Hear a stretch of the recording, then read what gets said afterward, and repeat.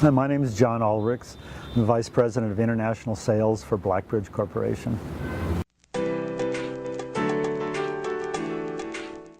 Nano satellites, to me, are quite interesting, and in most cases I think they're going to be a progressive technology. I don't think they're going to be disruptive one.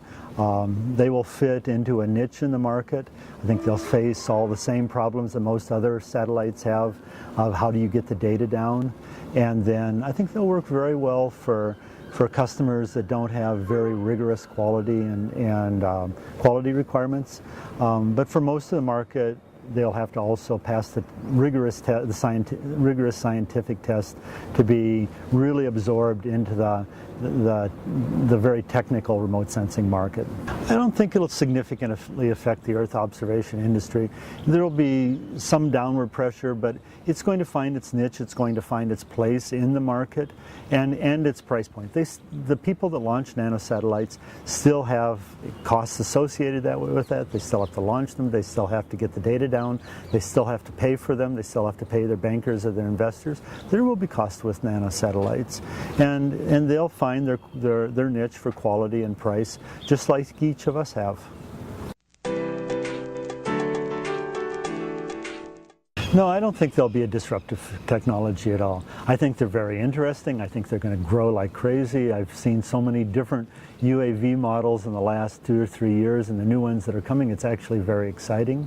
But what they're going to do is fill a niche that's not being well served today. And I think that niche will grow. There will be lots of entrepreneurs that will come up with many, many different ways to take advantage of them, things we haven't thought about. And I think it will simply grow the market and help fill needs that are not being well filled today. I think it's interesting, and I think, like the other ones, all of these different formats, all of these different capabilities fit a niche. I think the interesting one with video that people have to remember is it's still being collected with polar satellites, and so you have a limited amount of imaging time. You have a limited amount of imaging time, and the other one is it's still being limited to the time of day that you can collect. You can't get a video of who invaded my house at 2 o'clock last night. It just isn't going to happen. And so video will come up with some interesting applications. It'll have some interesting entrepreneurs. I think it will continue to improve because people will find new applications for it. But it's just expanding our Earth observation capabilities, which to me is critical for really helping grow the market.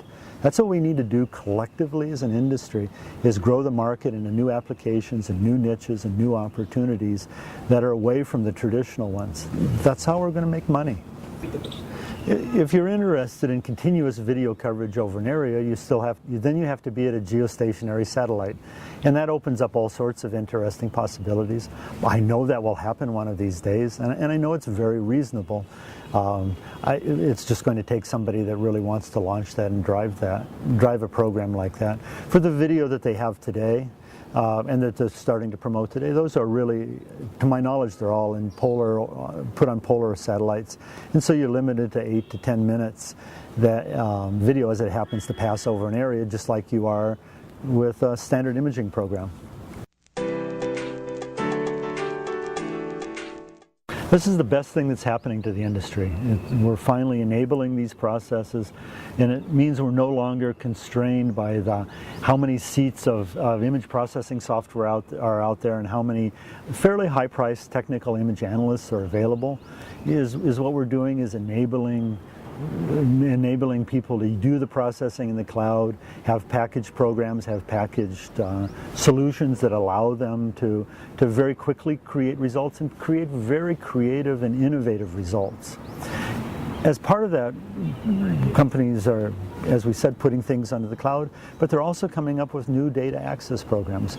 For example, we're launching one in the agricultural market where we are breaking the paradigm of having to proactively order an image, have a task, and deliver an image when you only need 1 or 2 hectares out of it.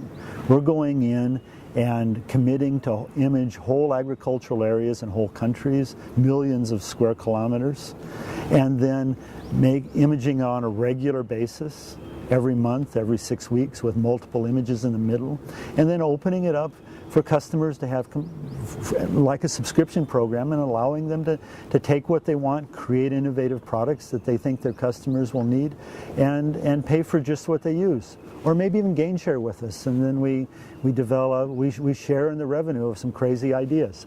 And it's a good business. It's where the industry is going. It's where customers want. The customers I talk to today, in general, not in specific, really don't want access. They really don't want a lot of imagery. They're really focusing more on, I need the solution, I need the answer for my government. I don't have the people, I don't have the infrastructure, I don't want to have the people. And so they're very interested in these types of things, and they're very interested in either us enabling them to do it or having a partner that will do it for them at a very reasonable price. So this is driving the industry, and it's the best thing that's happened.